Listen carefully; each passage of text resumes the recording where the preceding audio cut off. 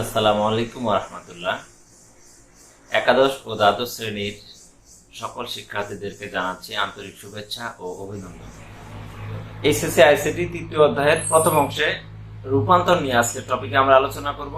তো আমাদের আজকের টপিক হচ্ছে কিভাবে দশমিক সংখ্যাকে বাইনারি সংখ্যায় রূপান্তর করতে হয়। তো এই বিষয়ে বিস্তারিত জানার জন্য অবশ্যই আপনারা আমার পূর্বে ভিডিও টিউটোরিয়ালটি দেখে নেবেন, যেখানে এই অধ্যায় সম্পর্কে বেসিক আলোচনা করা হয়েছে। তো চলুন শুরু করি। আজকের টপিক থাকবে দশমিক সংখ্যা থেকে বাইনারি সংখ্যায় রূপান্তর করব। কিভাবে দশমিক সংখ্যাকে বাইনারি সংখ্যায় রূপান্তর করতে হয় এই বিষয়ে আমি একটি কোশ্চেন এবং সমাধান করে রেখেছি। আপনারা একটু মনোযোগ দিলেই অঙ্কটি খুব দ্রুতই আপনারা বুঝতে পারবেন। এই হচ্ছে একটি দশমিক সংখ্যা, যেটা নিচে 10 আছে, এটাকে বলা হয় বেস 10। তাহলে দশমিক সংখ্যার বেস হচ্ছে 10 এবং এই সংখ্যাটিকে বাইনারি সংখ্যায় রূপান্তর করতে বলা হয়েছে, কারণ এখানে রয়েছে 2। বাইনারি সংখ্যার বেস হচ্ছে 2। তাহলে প্রশ্ন হচ্ছে দশমিক সংখ্যাকে বাইনারি সংখ্যায় রূপান্তর করো। একটা দশমিক সংখ্যাকে বাইনারি সংখ্যায় রূপান্তর করার জন্য আমাদের দুটো বিষয় মনে রাখতে লাগবে। একটি হচ্ছে দশমিক সংখ্যাকে বাইনারি সংখ্যায় রূপান্তর করার ক্ষেত্রে বাইনারি সংখ্যার বেস 2 দ্বারা পূর্ণ অংশকে ভাগ করতে হবে এবং ভগ্নাংশকে গুণ করতে হবে। একটা দশমিক অঙ্ককে বাইনারি সংখ্যায় রূপান্তর করার ক্ষেত্রে পূর্ণ অংশকে ভাগ করতে হবে এবং ভগ্নাংশকে গুণ করতে হবে। তো লক্ষ্য করি, যেহেতু দশমিক সংখ্যা এটাকে বাইনারিতে রূপান্তর করব, তাহলে বাইনারি বেস 2 দ্বারা আমরা এখন 25 কে ভাগ করব এবং 0.125 এটাকে আমরা গুণ করব। তো লক্ষ্য করি সমাধান। এই যে আমরা 2 দ্বারা 25 কে এখানে ভাগ করব প্রথমে। তো ভাগ করার নিয়ম হচ্ছে এই এবং গুণ করার নিয়ম হচ্ছে এই। কিভাবে আমরা ভাগ করব? 2 দ্বারা 25 কে ভাগ করব। 2 দ্বারা 25 কে ভাগ করলে আসবে কি? 12 দুগুণে 24। তাহলে ভাগফল আসবে 12। ভাগফল আসবে 12 এবং 2 দ্বারা 25 কে ভাগ করলে যেরকম ভাগফল 12 আসবে, 12 দুগুণে 24।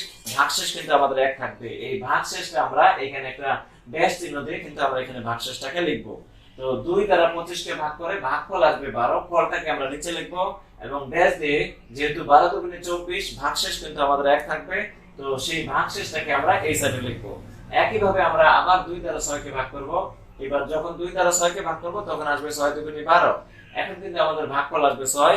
যেহেতু 6 দুগুণে 12 বনে যাবে, সেক্ষেত্রে ভাগশেষ কিন্তু আসবে আমাদের 0। তো আমরা লিখব এখানে ভাগশেষ 0। একই ভাবে 2 দ্বারা 6 কে ভাগ করলে 3 দুগুণে 6। তো আমাদের ভাগফল আসবে 3। আর যেহেতু 3 দুগুণে 6, ভাগশেষ থাকবে 0, তাহলে আমরা লিখব এখানে ভাগশেষ 0। এইভাবে আমরা 2 দ্বারা 25 কে ভাগ করব, 2 দ্বারা 12 কে, 2 দ্বারা 6 কে, 2 দ্বারা 3 কে, 2 দ্বারা 1 কে ভাগ করে। 2 দ্বারা 1 কে ভাগ করার সময় ভাগ কিন্তু যাবে না। 2 দ্বারা 1 কে ভাগ করলে ভাগ যায় না, তাহলে ভাগফল কি? 0। ভাগফল 0 আর ভাগশেষ কিন্তু থাকবে 1। বিষয়টা হচ্ছে এরকম, যখন 2 দ্বারা 1 কে ভাগ করব তাহলে 2 ভাগ 1। 2 দ্বারা 1 কে ভাগ করলে ভাগফল কিন্তু যায় না, তাহলে নিব 2 0 0, থাকবে কিন্তু 1। তাহলে 2 দ্বারা যদি আমরা 1 কে ভাগ করি, ভাগফল যায় 0 বার। 0 বার নিলে 2 0 0, 1 থেকে 0 গেলে 1। তো ভাগফল হচ্ছে 0, ভাগশেষ হচ্ছে 1। তাহলে আমরা 2 দ্বারা 1 কে যখন ভাগ করব, 2 দ্বারা 1 কে যখন ভাগ করব তখন ভাগফল যায় 0 বার। 2 0 0, 1 থেকে 0 গেলে 1। ভাগফল থাকবে আমাদের 0, ভাগশেষ থাকবে কত? 1। আর যখন আমাদের ভাগফল 0 আসবে তখন আমাদের অঙ্কটি শেষ হয়ে গেছে, বুঝতে হবে। যখন ভাগফল 0 আসে তখন অঙ্কটি শেষ। তো এরপর আমরা যেটা কাজ করব, সবচেয়ে নিচেরটার নাম দিতে হবে এমএসবি এবং সবচেয়ে উপরেরটার নাম দিতে হবে এলএসবি। উত্তর লেখার ক্ষেত্রে আমরা লিখব এখানে যেহেতু 25 হচ্ছে আমাদের পূর্ণাংশ, তাহলে পূর্ণাংশ 10 নিচে ইকুয়াল টু, আমরা যে নিচের থেকে উত্তরগুলো নিব 1 1 0 0 1। উত্তর নেওয়ার সময় নিচে থেকে উপরের দিকে নিব পূর্ণাংশের বেলা। আশা করি আমরা এখানে বুঝতে পেরেছি পূর্ণাংশের উত্তর কিভাবে নির্ণয় করলাম। এবং ভগ্নাংশ নির্ণয় করার ক্ষেত্রে আমরা এই 0.125, এই 0.125 গুণন 2, পূর্ণাংশকে যেমন আমরা ভাগ করলাম 2 দ্বারা, এবার ভগ্নাংশকে আমরা গুণ করব 2 দ্বারা। তাহলে এইভাবে গুণ করে গুণফল লিখে আনা হয়েছে।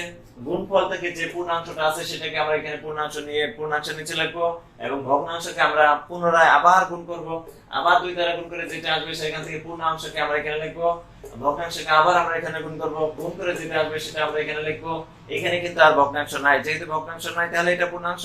তাহলে আমরা পূর্ণাংশকে নিয়ে পূর্ণাংশের নিচে লিখবো। এভাবে আমাদের অঙ্কটা শেষ। তাহলে আমরা উত্তর করার সময় লিখবো 0.125 নিচে 10 ইকুয়াল টু, যেহেতু ভাগের বেলা নিচে থেকে উপরের দিকে উত্তরগুলো নিতে হয়, নিচে থেকে উপরের দিকে উত্তর নিতে হয়, আর গুণ করার ক্ষেত্রে উপর থেকে নিচের দিকে উত্তর নিতে হবে। সেই অনুসারে আমরা এখানে লিখবো কি 0.001, ওই যে উপর থেকে নিচে 001। যেহেতু অঙ্কে দশমিক, এই জন্য উত্তরের ক্ষেত্রে আমাকে নিচে থেকে দশমিক বসিয়ে দিতে হবে। তো এভাবে আমরা এখানে তাহলে ভগ্নাংশের উত্তর নির্ণয় করলাম এবং এখানে ভাগের পূর্ণাংশের উত্তর নির্ণয় করলাম। সর্বশেষে আমরা সম্পূর্ণ কোশ্চেন এবং সম্পূর্ণ উত্তরটাকে এইভাবে আমরা লিখে দেব। তো এই হচ্ছে আমাদের আজকের টপিক, যেখানে আমরা শিখতে পারলাম যে কিভাবে একটা দশমিক সংখ্যাকে বাইনারি সংখ্যায় রূপান্তর করতে হয়। তো যদি ভিডিওটি ভালো লাগে তাহলে একটা লাইক দিন, এবং আপনি আমার চ্যানেলটিতে নতুন হয়ে থাকলে অবশ্যই চ্যানেলটি সাবস্ক্রাইব করুন এবং ভিডিওটি আপনার ফ্রেন্ডদের সাথে শেয়ার করতে পারেন। তাহলে আপনার সাথে আপনার বন্ধুরাও হয়তো বা সামান্যতম উপকৃত হতে পারে।